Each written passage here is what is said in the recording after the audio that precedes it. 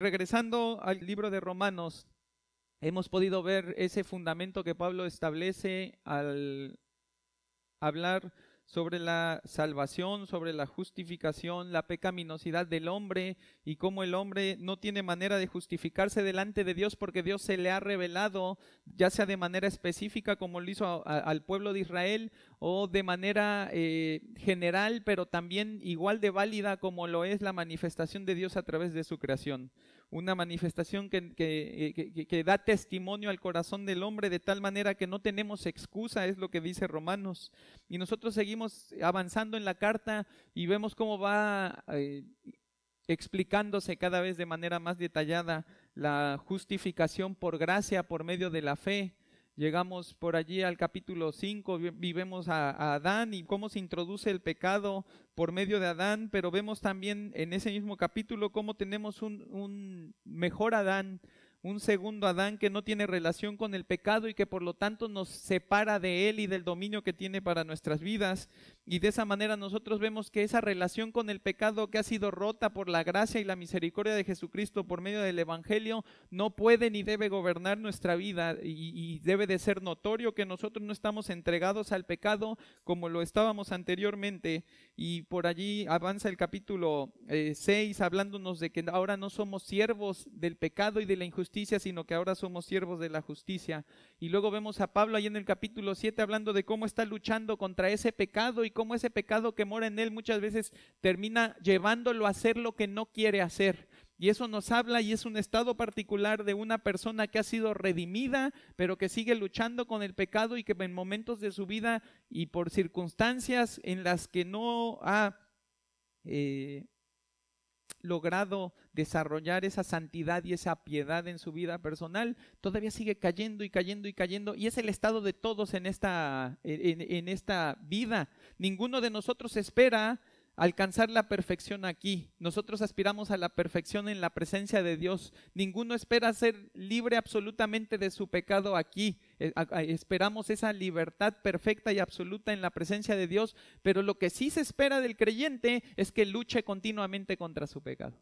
Esa es la expectativa y eso es lo que nosotros vamos viendo que desarrolla Pablo, y nosotros llegamos al capítulo 8, capítulo donde encontramos versículos como Romanos 8:28, que dice que a los que aman a Dios todas las cosas les ayudan a bien, y versículos como dicen que no se puede separar del amor de Cristo, que nos puede condenar, ¿no? Porque no se trata de nuestras obras y de que también peleemos contra el pecado, sino de la obra de Cristo y qué tan perfecto Él hizo esa obra para que nosotros pudiéramos ser libres de él.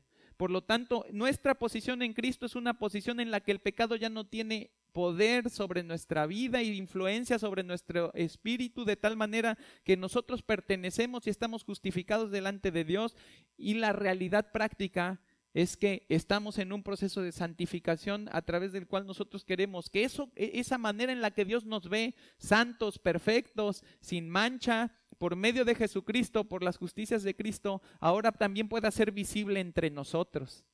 De tal manera que no solo Dios pueda ver la obra de Cristo en nosotros, sino que nosotros podamos ver como miembros del cuerpo de Cristo esa misma obra por medio de los frutos que damos y por medio del testimonio que tenemos. Luego llegamos a los capítulos 9 al 11, donde Pablo va a abordar la elección de Israel y la elección de los gentiles y cómo eso está perfectamente elaborado y construido dentro del plan redentor de Dios, de modo que la dureza de unos es la misericordia de otros y la misericordia de otros, termina diciendo Pablo en Romanos 11, es la misericordia que después van a recibir los primeros. Y entonces llegamos al capítulo 12, capítulo donde comenzamos con una afirmación bastante clara de lo que debe ser nuestra nueva vida en Cristo, dado que todo lo demás es verdad para aquellos que han puesto su confianza en Él.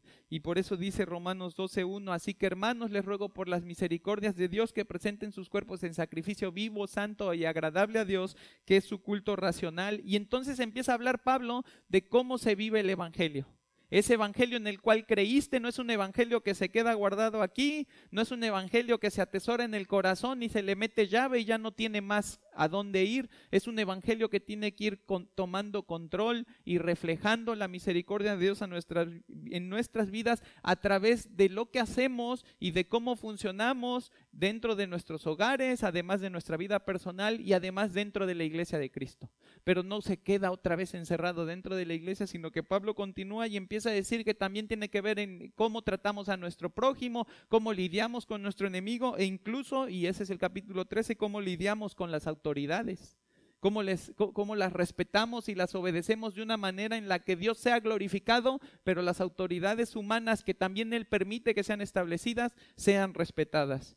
Y entonces avanzamos por allí hasta el capítulo 14, donde empezamos a ver cómo Pablo tiene un énfasis, porque es evidente que Dios está proveyendo para su iglesia en Roma, pero también para su iglesia en Veracruz, el conocimiento y la sabiduría necesaria para que sepamos cómo lidiar entre nosotros con las diferencias que tenemos. Y empezamos a ver en el capítulo 14 cómo tenemos hermanos que son débiles en la fe, hermanos que son fuertes en la fe, ¿sí? Que esa condición es una condición normal, ¿sí? Y no es una condición tampoco esa debilidad en la que uno deba permanecer para siempre, pero tampoco es una condición en la que el fuerte deba de jactarse o de menospreciar de alguna manera al débil, sino que tenemos que aprender a convivir y a guiarnos de tal manera que el débil crezca, el fuerte se humille y todos podamos tener comunión. Y eso va elaborando Pablo a través de todo el capítulo 14 y parte del capítulo 15.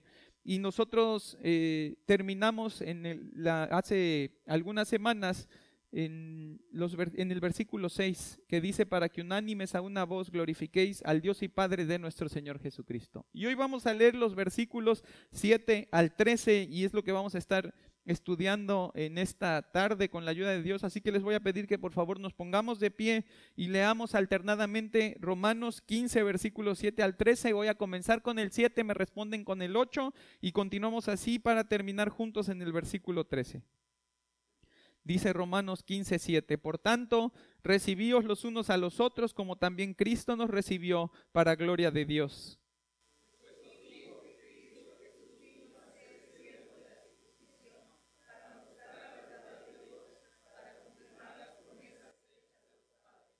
Y para que los gentiles glorifiquen a Dios por su misericordia, como está escrito: por tanto, yo te confesaré entre los gentiles y cantaré a tu nombre. Y otra vez, alabad al Señor todos los gentiles y magnificadle todos los pueblos.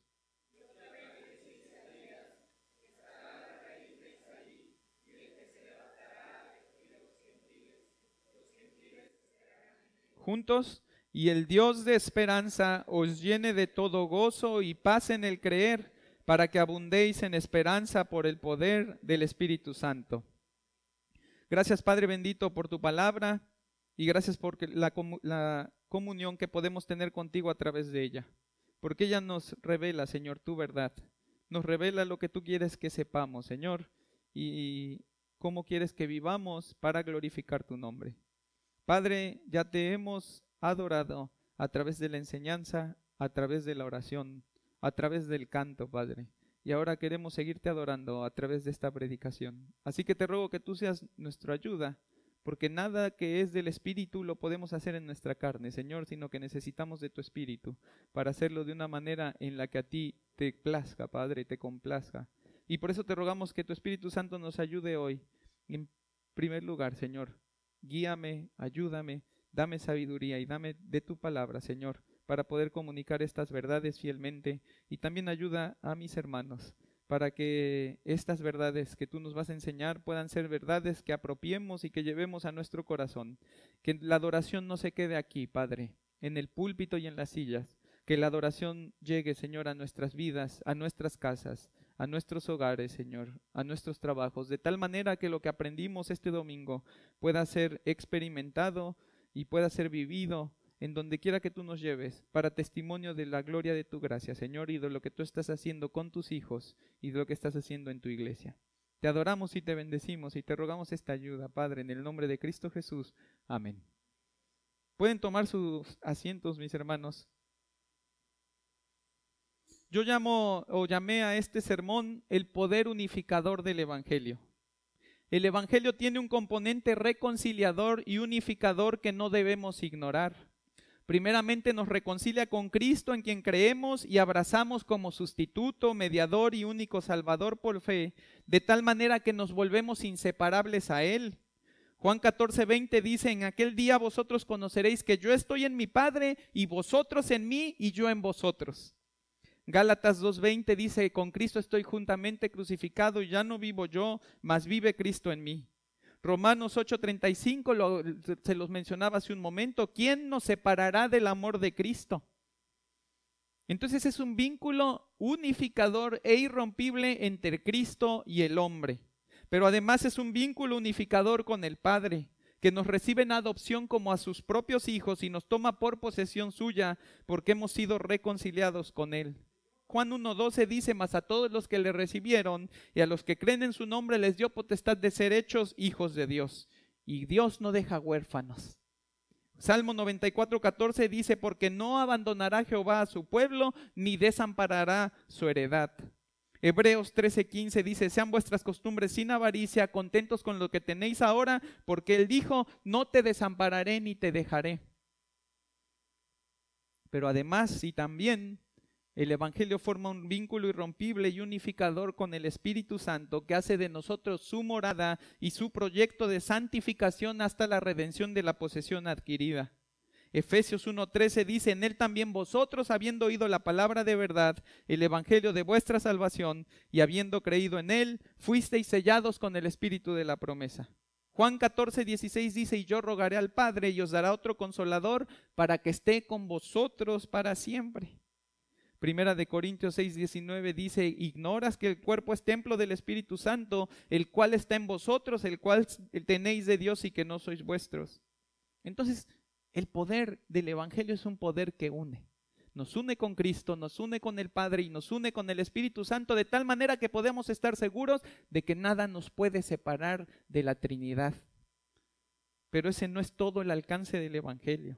No es solamente la unidad y la reconciliación entre la Trinidad y el hombre lo que Dios quiere hacer en nosotros a través del Evangelio. Y claro que es suficiente en un sentido de preeminencia, es lo mejor que puede suceder con la vida de cualquier creyente, estar unido para siempre, eternamente, sin posibilidad de ser separado con su Dios. Pero no es suficiente en un sentido de propósito. El Evangelio también es unificador y reconciliador para la relación creyente-creyente. Pues habiendo sido borradas nuestras enemistades con Dios, es natural que también sean borradas nuestras enemistades entre nosotros. De tal manera que nos relacionaremos como un solo cuerpo, una sola mente, con un solo propósito y para una misma gloria. Y así nos despojamos de nosotros mismos, servimos a la unidad del cuerpo de la iglesia, y vemos Juan 17:22 que dice: la gloria que me diste yo les he dado para que sean uno, así como nosotros somos uno. Yo en ellos, tú en mí, para que sean perfectos en unidad, para que el mundo conozca que tú me enviaste y que los has amado a ellos como también me has amado. Efesios 4:13 dice: hasta que todos lleguemos a la unidad de la fe y del conocimiento del Hijo de Dios, a un varón perfecto, a la medida de la estatura de la plenitud de Cristo. Y a eso es a lo que Pablo apunta en este pasaje, a mostrarnos de manera contundente por medio de la obra de Cristo, que para que el Evangelio realmente nos transforme con poder y con el poder que tiene, debe transformar la forma en la que nos relacionamos entre nosotros. ¿Y cómo nos muestra este pasaje ese poder unificador y reconciliador del Evangelio? Y en primer lugar, lo que nosotros vemos allí en el versículo 7 es que enlaza creyentes en el ejemplo de Cristo. Dice el versículo 7: por tanto, recibíos los unos a los otros, como también Cristo nos recibió. Pablo ya dijo eso anteriormente. Si tú vas al capítulo 14, versículo 1, dice: recibid al débil en la fe para no contender sobre opiniones. Lo que Pablo nos está hablando y nos está reiterando aquí es importante que se sigan recibiendo. Es el ejemplo del Evangelio, es la manera vívida en la que el Evangelio se expresa en la iglesia cuando ustedes se reciben de la manera en la que Cristo los recibió. Ahora y qué bueno que te sentaste aquí adelante, porque cuando pensé en este ejemplo dije: sé que Alex siempre se va a sentar ahí en la consola, así que te voy a pedir que por favor pases acá. nosotros tenemos la idea de recibir como una idea en la que yo estoy aquí parado y entonces para recibirlo Él tiene que venir, ¿no? Entonces Él se acerca y entonces yo lo recibo y pues a lo mejor le doy un abrazo, le doy un apretón y lo estoy recibiendo. Pero cuando la Biblia nos habla de recibir, y la palabra que Pablo está usando en este pasaje, que no es una palabra muy común, es un término muy específico, lo que Pablo nos está diciendo allí es que cuando yo recibo a mi hermano Alex, lo que yo hago es que lo tomo del brazo y lo traigo conmigo. Eso es recibir, es ir por él, tomarlo y traerlo conmigo. ¿Por qué? Porque no está esperando Pablo ni Dios que ellos sean los que vengan cuando ellos son los que están empezando a caminar en Cristo. No está esperando Pablo que tú digas, bueno, yo me siento en mi sofá, yo me espero y cuando el hermano quiera venir, estoy súper dispuesto a recibirlo. No, Pablo dice, ve y tómalo. Va y tómalo, es la misma palabra, gracias hermano, es la misma palabra y el mismo concepto que utiliza la Escritura cuando dice que Priscila y Aquila tomaron, y se me acaba de ir el nombre el maestro que estaba enseñando, pero Apolos. Cuando toma a Apolos y dice que lo apartaron para enseñarle y explicarle el evangelio de tal manera que él lo pudiera explicar bien, es el mismo concepto. Ellos no se sentaron y dijeron, a ver Apolos, en el momento en el que se le ocurra que no está explicando bien el evangelio, va a venir a nosotros y se lo vamos a enseñar. No, ellos van y lo toman.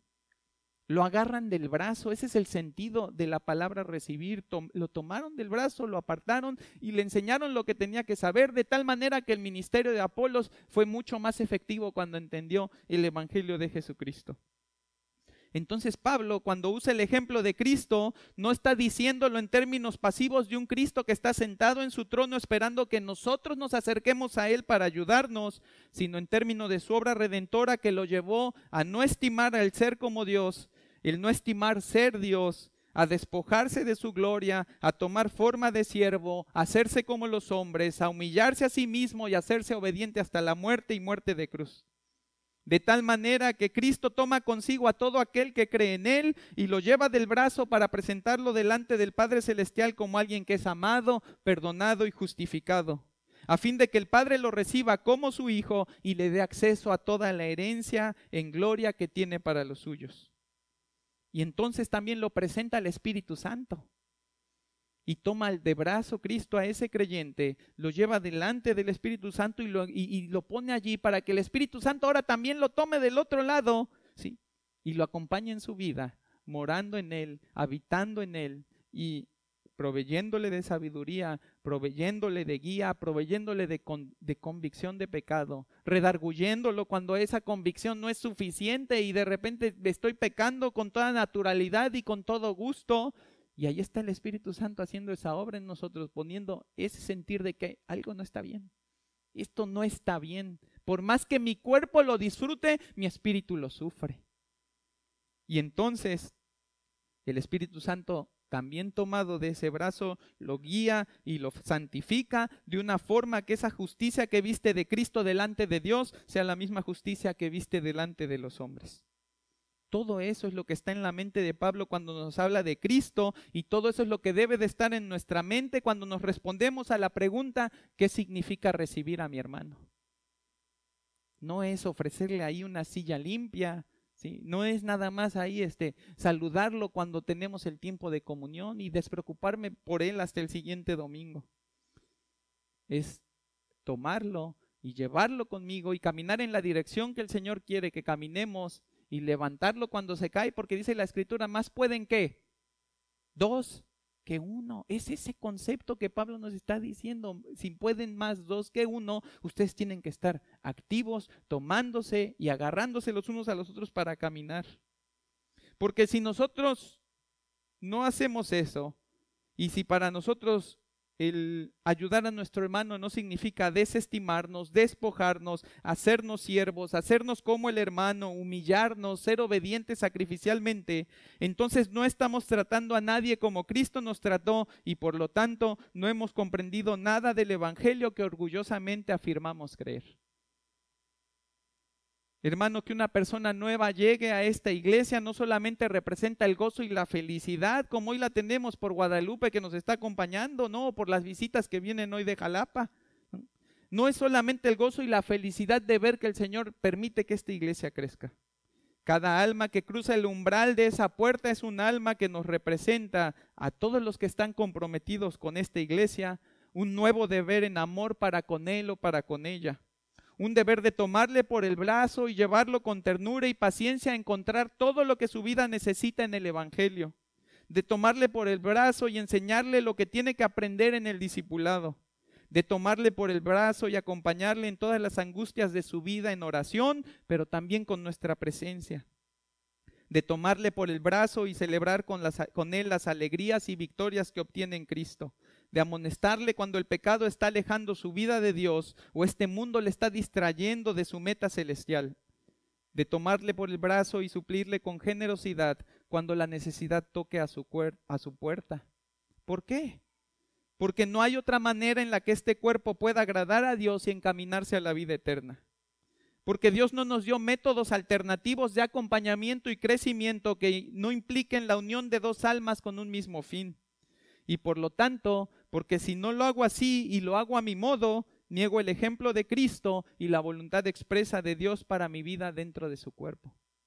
Así que allí está Cristo, tomándonos a cada uno de nosotros. Allí está Cristo llevándonos delante del Padre para que el Padre nos reciba. Allí está Cristo diciendo, les conviene que yo me vaya porque cuando me vaya va a venir el otro Consolador, ¿no? Y ahí está Cristo haciendo esa obra y lo que Pablo está diciendo, acuérdense que ustedes representan a Cristo. Acuérdense que lo que Cristo hizo por ustedes a través de este ejemplo es lo que ustedes tienen que hacer por ustedes. Es el esfuerzo que tienen que estar dispuestos a dar, es el precio que tienen que estar dispuestos a pagar por formar parte de este cuerpo. Así que en primer lugar, ¿no?, vemos cómo el poder del evangelio unificador enlaza creyentes con el ejemplo de Cristo. Pero en segundo lugar vemos cómo encamina creyentes hacia la gloria de Dios. Fíjate cómo dice la segunda parte del versículo. Dice, por tanto recibió los unos a los otros como también Cristo nos recibió para gloria de Dios. La expresión más exacta de este pasaje implica no solamente que Cristo nos tomó para glorificar a Dios, porque inicialmente podríamos interpretarlo así, bueno, Cristo nos toma, ¿sí?, y nos recibe de tal manera que su propósito es glorificar al Padre. Por la manera en la que está construida la gramática de este pasaje, el versículo quiere decir que además de que nos tomó para glorificar a Dios, Él nos tomó para llevarnos delante de Dios, para encaminarnos, nos tomó en la dirección, ¿sí?, nos llevó a la gloria de Dios. Es como cuando agarran y te preguntan, ¿a dónde vas? Y uno tendría que responder, a casa, ¿no? Pero ¿qué decimos normalmente? Para la casa, ¿no? ¿Es eso lo que está diciendo el pasaje aquí? Está diciendo, Cristo los tomó, como también Cristo nos recibió, para gloria de Dios, lo que es igual que a la gloria de Dios. Allá los llevó Cristo. Esa es la dirección de lo que Cristo quiso hacer. Claro que glorifica a Dios, ¿sí? Y lo glorifica en el sentido de que nos lleva a Él. Y ese es el propósito que tenemos nosotros. Nosotros no nos tomamos los unos a los otros para entretenernos, para divertirnos, para quitarnos el tiempo y para pasarla agradablemente aquí en esta tierra. ¿Cuál es el propósito de nuestra unidad? Lo decía Efesios 4:13, hasta que todos lleguemos a la unidad de la fe y a la estatura del conocimiento, ¿no? ¿Cuál es el propósito que nosotros tenemos? Llegar a Dios. Conocer a Cristo de tal manera que Cristo se forme en nosotros y se perfeccione en nosotros para que nosotros seamos presentados delante del Padre, ¿sí?, en ese estado de santificación y perfeccionamiento, en una manera en la que todo lo que hagamos nos conduzca a Él. Dice Romanos 14:13, así que ya no nos juzguemos más los unos a los otros, sino más bien decidid no poner tropiezo u ocasión de caer al hermano.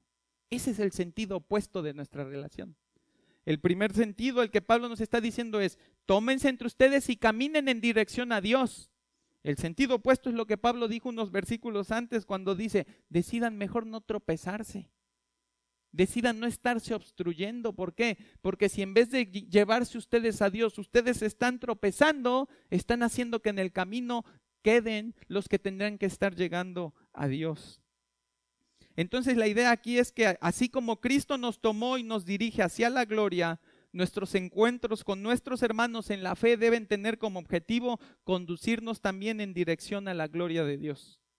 Eso hace mucho más sencillo que evitemos tropezarnos mutuamente a través de trivialidades, cosas que no importan, cosas que no tienen un impacto en la vida eterna. Y eso Pablo lo trató anteriormente de manera más extensa, de forma en la que nos dice, hey, vivan en la libertad que tienen en Cristo, pero en la libertad que tienen para servirse los unos a los otros, no para servirse de los unos y los otros, sino para servirse entre ustedes los unos a los otros. Entonces vemos que el poder reconciliador del Evangelio, ¿sí?, el poder que nos pone en paz con Dios, en primer lugar, enlaza creyentes por el ejemplo de Cristo. En segundo lugar, encamina creyentes hacia la gloria de Dios. En tercer lugar, expresa la vida de servicio de Jesucristo. Y eso es lo que nosotros vemos en los versículos 8 al 11.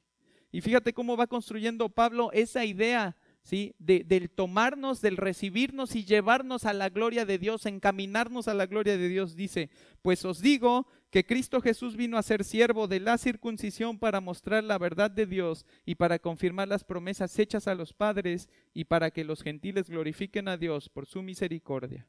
Y va a citar Pablo varios versículos. El primero de ellos en Salmos dice, y como está escrito, por tanto yo te confesaré entre los gentiles y cantaré a tu nombre. Ya que Pablo nos puso el ejemplo de Cristo en la forma en la que nos tomó para Dios, ahora Pablo nos pone el ejemplo de Cristo en la forma en la que nos sirvió para llegar, para encaminarnos a la gloria de Dios.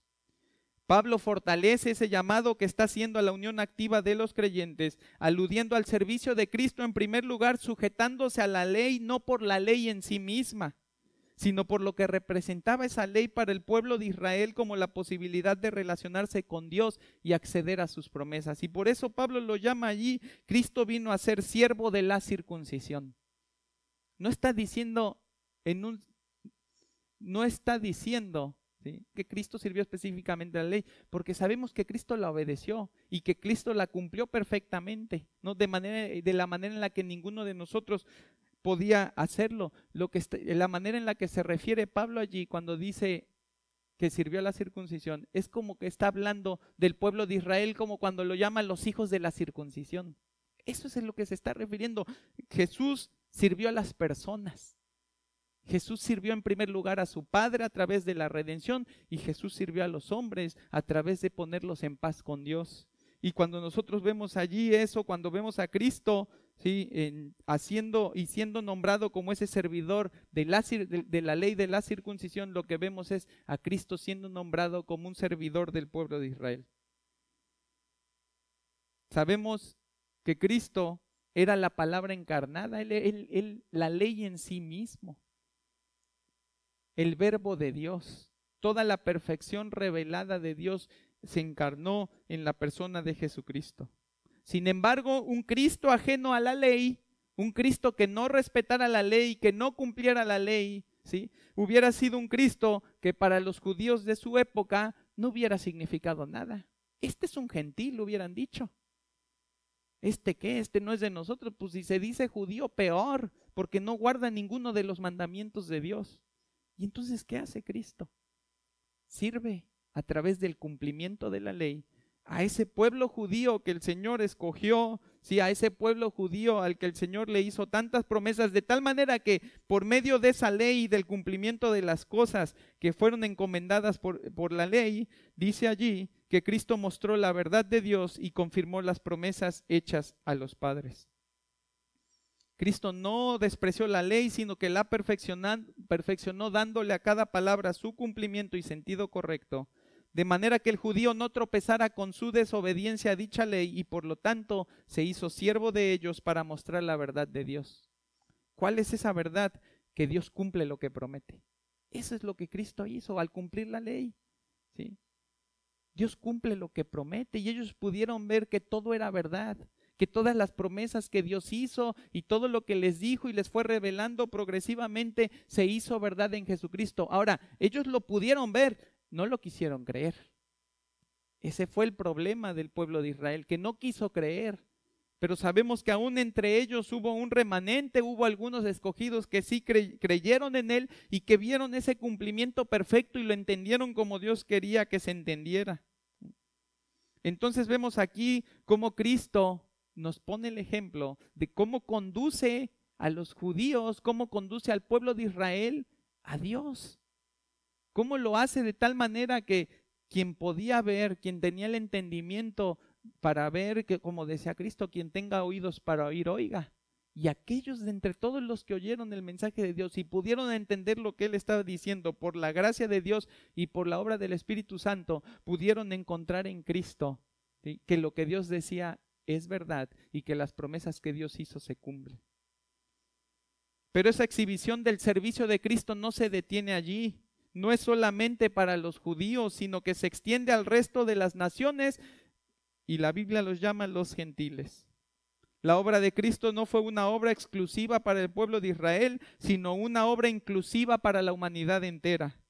De forma que su sujeción a la ley de Dios, que para el judío manifiesta la fidelidad de Dios, para nosotros las naciones que no son judías representa la misericordia de Dios. Y eso es lo que dice el versículo 9, y para que los gentiles glorifiquen a Dios por su misericordia. Recordemos que dentro del plan redentor de Dios, Él eligió progresivamente primero a individuos, ¿sí?, para llevar a cabo su plan redentor. Y llegado determinado momento, Él elige a la nación de Israel, ¿sí?, que es la simiente de Abraham, para hacer de ella una nación grande, ¿sí?, y para seguir revelando a través de ella ese plan redentor, ¿sí?, y ese plan de pacificar al hombre con Dios, de perdonarle sus pecados, de limpiarlo de toda maldad, ¿sí?, de tal manera que quien quería encontrar a Dios tenía que buscar al pueblo de Israel, porque allí era donde Dios estaba revelando. Y por eso la ley contenía esos preceptos para poder aceptar a esos extranjeros que se querían hacer judíos, de tal manera que los gentiles no quedaran sin esperanza y no quedaran sin oportunidad de conocer al Dios verdadero. Sin embargo, reconocemos también en la progresión de ese plan redentor que cuando Israel rechaza al Cristo, Dios determina extender esa oportunidad y ese énfasis de la proclamación del Evangelio ahora a toda la humanidad. Romanos 9:23 dice, y para hacer notorias las riquezas de su gloria, las mostró para con los vasos de misericordia que Él preparó de antemano para gloria. Ahí es donde nosotros vemos las riquezas de la gloria de Dios, que no solamente se quedó allí y cuando el plan parecía que se frustraba ya no había qué más hacer, sino que Dios siempre tuvo previsto, ¿sí?, que esto que aconteció con Israel iba a acontecer de tal manera que cuando eso pasara, ahora el plan iba a progresar, e iba a avanzar e iba a alcanzar a los gentiles. Y eso es lo que Pablo les está diciendo. Sírvanse de tal manera, ¿sí?, que como Cristo les sirvió a unos y les sirvió a otros. Son diferentes, sí. ¿Tienen costumbres distintas? Sí. ¿Les gusta lo mismo? No. ¿Tienen fiestas en diferentes fechas? ¿Respetan ciertas cosas y los otros no les importan? Y si nosotros nos centramos en eso, todo el tiempo se van a estar ofendiendo y nunca van a tener nada en común.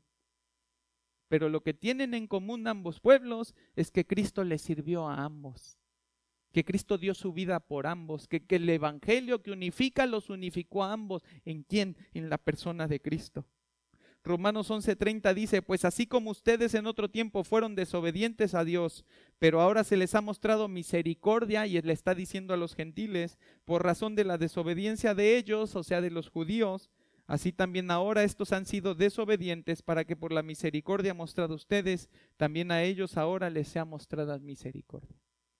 Y unos glorifican a Dios por una cosa y otros lo glorifican a Dios por otra. Unos porque sus promesas han sido fieles y se han mantenido y todo lo que le prometió a los patriarcas, a Abraham, a Jacob, a Isaac, todo se cumplió. Y nosotros porque no teniendo esos patriarcas y no teniendo promesas antiguas que nos pasaron de generación en generación y no teniendo ese libro de la ley que nos haya sido revelado a nosotros como le fue revelado al pueblo de Israel, nosotros glorificamos a Dios por su misericordia. Pero los dos en Jesucristo, en la persona de Cristo, en el Evangelio que lo une todo.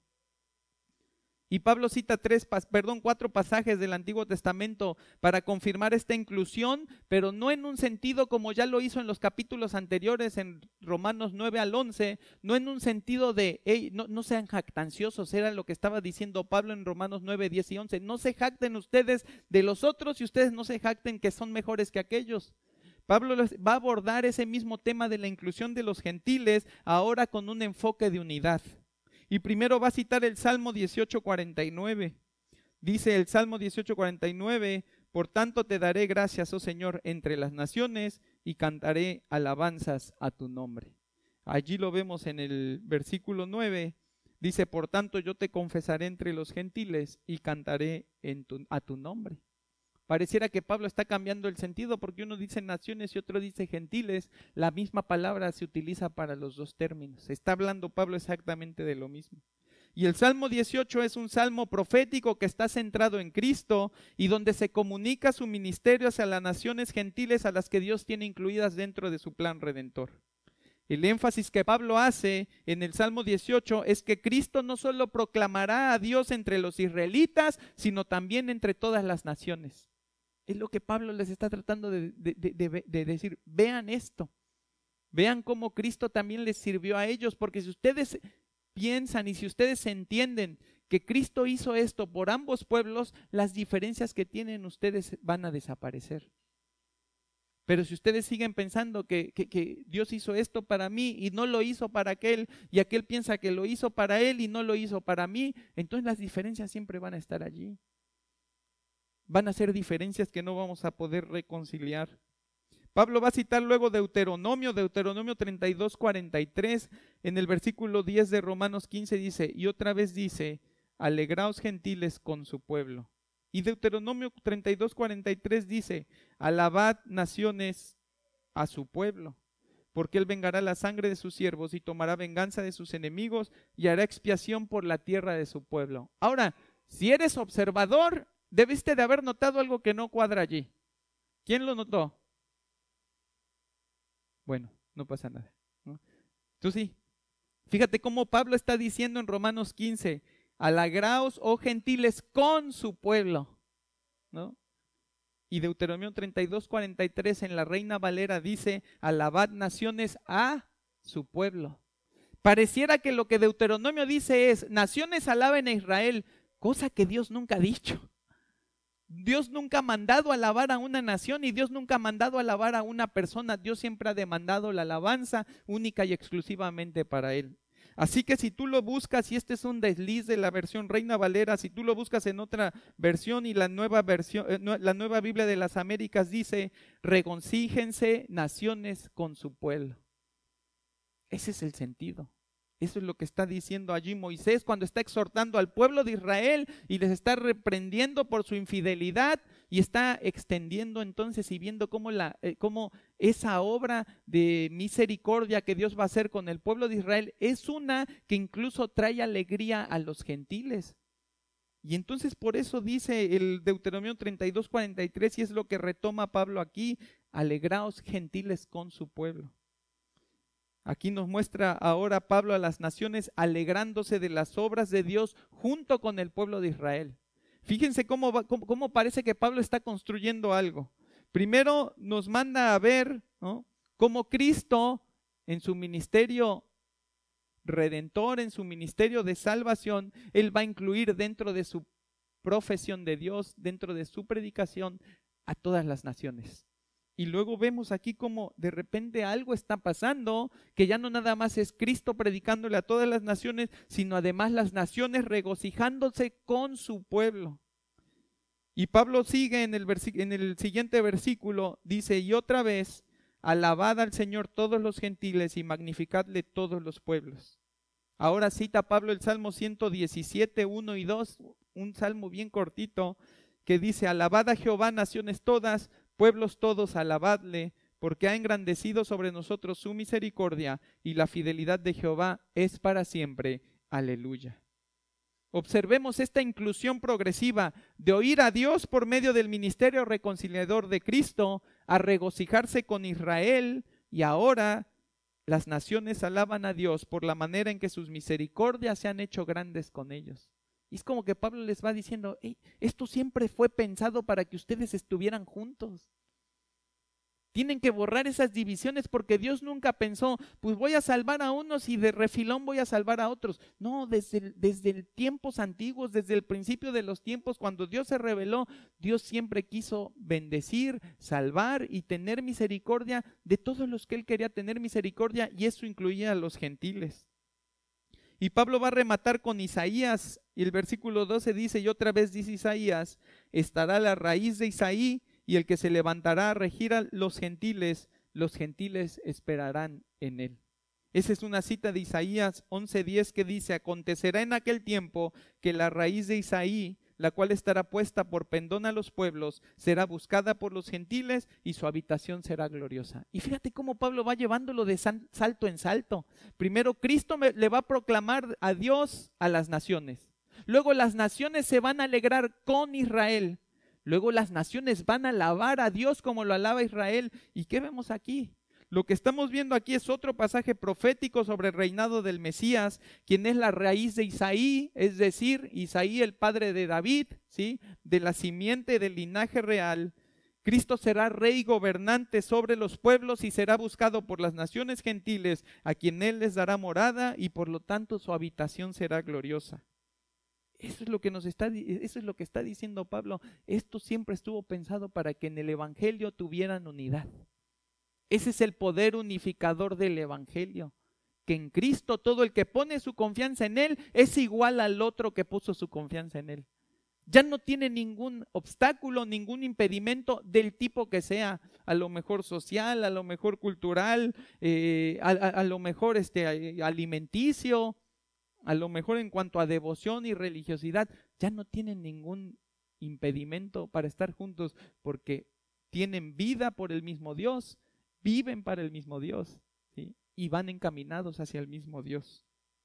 El sentido de toda esta elaboración de argumentos y esta construcción doctrinal sobre la obra servicial de Cristo hacia judíos y gentiles tiene como propósito mostrarnos que en Cristo estamos unidos y por Cristo permanecemos unidos.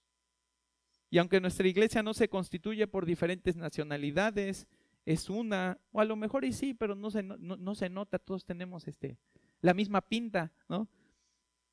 Es una realidad que, como ya lo dijo Pablo en Romanos 12, somos diferentes unos a otros en funciones, diferentes en capacidades, pero no somos diferentes en esencia y objetivo. Sin importar de dónde nos tomó Dios, en Cristo somos iguales.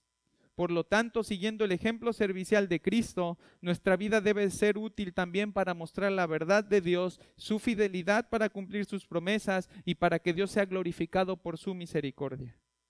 Porque de esa manera realmente nos recibiremos como Cristo nos recibió. Es como si Pablo estuviera diciendo, Cristo tuvo el ministerio de servir a través de su vida a judíos y gentiles, no importaba que fueran. ¿Qué responsabilidad tenemos nosotros?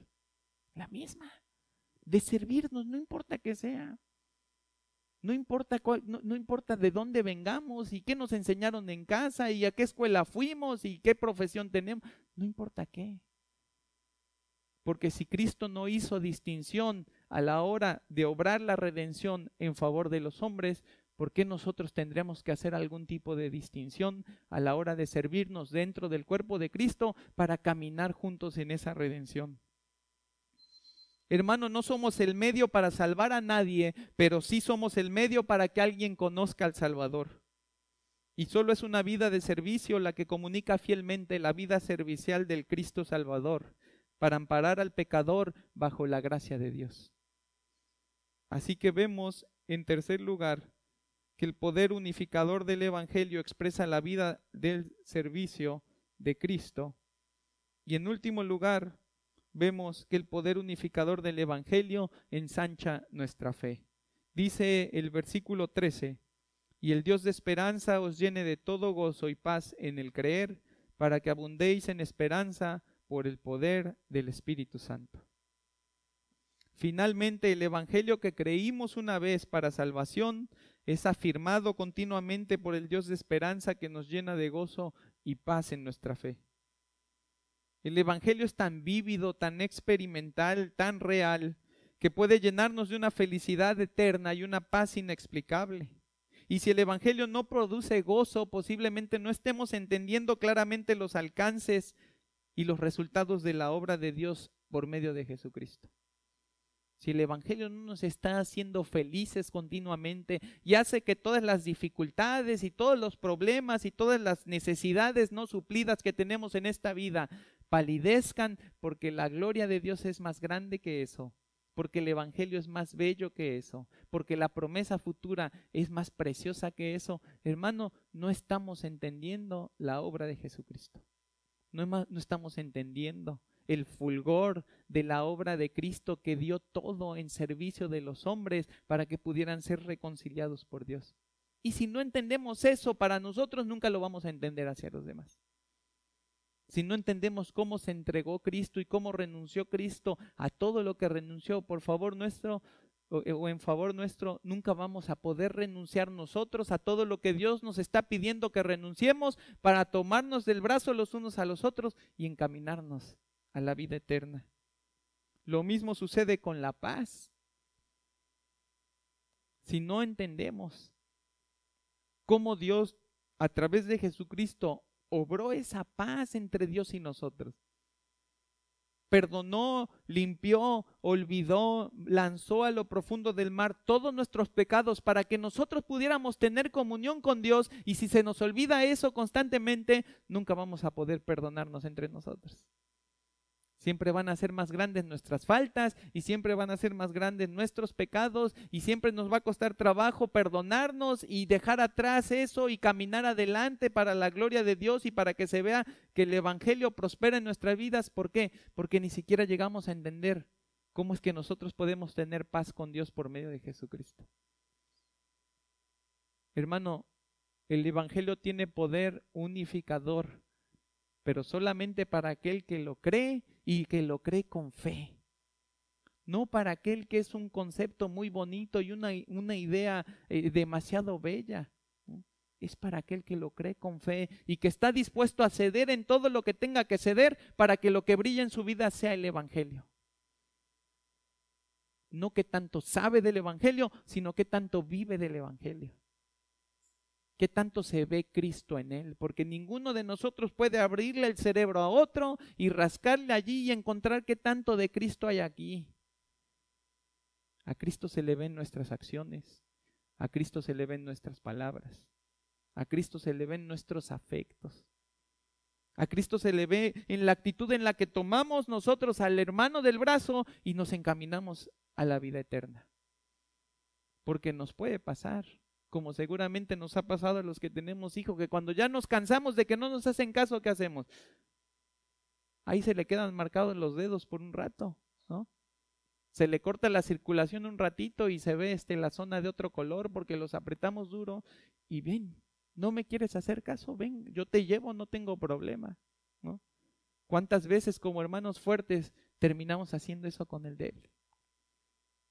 Lo agarramos sin misericordia, sin compasión, sin amor y decimos, tú tienes que caminar, aquí caminas, porque si no, no hay lugar para ti en esta iglesia, porque si no, Dios no tiene lugar para ti. Y entonces, como no, que te agarro y te llevo. ¿Dónde está el servicio y el amor de Cristo cuando llevamos así a nuestros hermanos? ¿Dónde está el sacrificio? ¿Dónde está la paciencia para soportar las debilidades de los hermanos? ¿Cuándo ves tú a Cristo en los evangelios llevando así a uno de sus discípulos? ¿Cuándo ves a Cristo después de que le acaba de cortar Pedro la oreja a Casio? ¿Cuándo lo ves diciendo, Pedro, pero no, va primero y sana al hombre, ¿sí? Y después sigue lo que tenía que hacer? Pedro va a cambiar, ¿sí? Pero esa obra tiene que suceder primero aquí. Y esa obra es la obra del Espíritu Santo. Y esa es la obra que nosotros debemos rogar y orar constantemente porque Dios la haga en nosotros y nos transforme y nos quite todo lo que nos sobra, que no es poco. Todas nuestras ideas, todos nuestros caprichos, todos nuestros conceptos. Nos aferremos fielmente y confiadamente a la palabra de Dios y ella sea todo nuestro fundamento. Y entonces sí, de esa manera poder tomar al hermano del brazo y llevarlo sabiendo que ni yo voy a correr la carrera con perfección, ni él la va a correr. Qué soberbios somos cuando pensamos, es que este no me puede seguir el paso. No, ni tú te puedes seguir el paso. Y mucho menos le puedes seguir el paso a Cristo. Pero ahí está Cristo paciente, amoroso, ¿sí? Proveyéndote de todo lo que necesitas, de toda buena palabra, de todo buen afecto, el consuelo que nos veíamos la vez anterior, como dice el Romanos 15:4, porque las cosas que se escribieron antes para nuestra enseñanza se escribieron, a fin de que por la paciencia y la consolación de las Escrituras tengamos esperanza. Y fíjate, vuelve a decir Pablo y a hablar de esa esperanza, dice, y el Dios de esperanza les llene de todo gozo y paz en el creer, para que abundéis en esperanza por el poder del Espíritu Santo. Sin gozo y sin paz es imposible dejar de vivir para nosotros y comenzar a tomar hermanos para caminar juntos hacia Cristo. Estaremos tan ocupados buscando nuestro gozo y paz personal que ocuparse de otros no será una prioridad. Pero ayudados por el Señor para abundar en esperanza, podemos adquirir el gozo indescriptible de la seguridad de nuestra vida en Cristo y la paz de nuestra comunión con el Padre, de forma que se ensancha tanto nuestro bienestar espiritual que somos capaces de ver por el bienestar espiritual de otros. A diferencia de todo lo terrenal que es pasajero y efímero, el Evangelio no tiende a desaparecer, sino a acrecentarse en la vida del hombre. La confianza con la que creímos en Cristo inicialmente se irá incrementando de manera gradual a fin de hacernos cada vez más capaces de abundar en una esperanza que sea visible para nuestro prójimo. Tal vez involucrándonos en su salvación por medio de la predicación del Evangelio o en su santificación por medio de la enseñanza de la palabra y el discipulado. Como quiera que sea, nuestro llamado es a recibirnos unos a otros hasta que lleguemos todos juntos a la gloria de Dios. Y la pregunta que te quiero dejar de tarea para meditar esta tarde es, ¿a quién estás encaminando a la gloria de Dios? ¿Con quién estás replicando la obra servicial de Cristo a tu favor? ¿Ya lo estás haciendo con tu esposa, con tus hijos? ¿Ya lo estás haciendo en casa con alguien? ¿Ya lo estás haciendo con tus hermanos de la iglesia sin hacer excepción? Sin decir es que con este me llevo bien y a este sí. Pues el otro, a otro que le caiga bien que lo haga. Es que este casi no lo conozco. El que lo conozca que lo jale, porque yo qué. ¿Ya lo estás haciendo dentro de la iglesia? ¿Ya estás viviendo el ejemplo de Cristo que nos recibió y nos tomó y nos llevó de la mano y nos encaminó a la gloria del Padre? ¿Lo estás haciendo hacia tu prójimo que no conoce de Cristo? ¿Hasta dónde llega el poder del Evangelio en tu vida? ¿Solo alcanza para salvarte y santificarte a ti? ¿O es suficiente para usarte con el fin de participar en la salvación y la santificación de otros? Hermanos, eso es lo que Pablo está exhortando. Eso es lo que Pablo le está diciendo a la iglesia y los está mandando a decir, ocúpense. ¿De qué? De lo que Cristo se ocupó cuando los salvó a ustedes. De eso es de lo que se tienen que ocupar. No lo tienen que hacer en sus fuerzas, no es a través de sus palabras y de su sabiduría, es en las fuerzas del Señor, en el conocimiento de la Escritura, pero ocúpense, porque ese es el trabajo que les dejé a ustedes. Que nuestro amor sea notorio hacia los hombres, ¿sí? Y que nuestro amor sea notorio hacia nuestro Señor, de tal manera que podamos amar como Él nos amó y entregarnos como Él se entregó. Vamos a ponernos de pie, hermanos.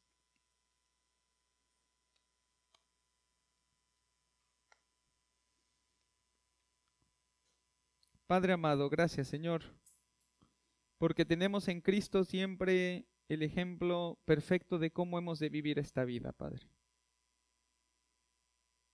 Porque Él nos dejó ejemplo para que sigamos sus pisadas. Y Padre, no queremos tratar de descifrar la vida cristiana con nuestro entendimiento. No queremos, Señor, hacer planes distintos a los que tú tienes para tu iglesia. Queremos ser obedientes. Queremos ser diligentes para llevar a cabo la comisión que tú nos has dado, Padre. Queremos actuar conforme a la Escritura, Señor. De tal manera que estemos seguros de que todo lo que hacemos y la manera en lo que lo hacemos te glorifica, Padre. Y gracias porque tú traes a esta iglesia, a tu iglesia, esta palabra que nos exhorta, Señor, a tomarnos con amor y con determinación, a tomarnos los unos a los otros, a encaminarnos a ti siguiendo el ejemplo de Cristo, a mostrar un amor servicial, Señor, un amor que está dispuesto al sacrificio, a la autonegación, Señor, a priorizar las necesidades de nuestros hermanos por encima de las nuestras, Señor, a no tener un más alto concepto de nosotros, sino estimar a nuestros hermanos como mayores a nosotros, de tal manera que la obra que comenzó Cristo pueda ser continuada por nosotros en los aspectos en los que nos han sido encomendados, Señor. Sabemos que no podemos reemplazar la obra de tu Espíritu Santo, que no podemos hacer, Señor, la obra de Jesucristo y que mucho menos podemos hacer tu obra, Padre. Pero no queremos hacer lo que tú haces, queremos hacer lo que nos encargaste a nosotros hacer. Y que tú despiertes en nosotros ese anhelo, no solo por una santidad personal, Señor, sino por una santidad corporativa. Y una santidad en la que yo trabajo para provecho de mi alma, pero también una santidad por la que yo trabajo dentro del cuerpo para provecho del alma de mis hermanos, Señor. Así que despierta en nosotros este deseo. Que no sea, Señor, esta una prédica dominical que se quede olvidada en este día, sino que sea, Señor, una encomienda que abracemos con amor a ti y con el deseo de llevar a cabo, porque en eso, Padre, se exhibe nuestra comprensión del Evangelio y la realidad de que el Evangelio está en nosotros. Glorifícate, Padre, como lo has hecho siempre, y bendice a tu iglesia, y sigue trabajando en ella, en medio de ella y por medio de ella para todos tus propósitos. Te lo ruego, Padre, en el nombre de nuestro Salvador, Cristo Jesús. Amén.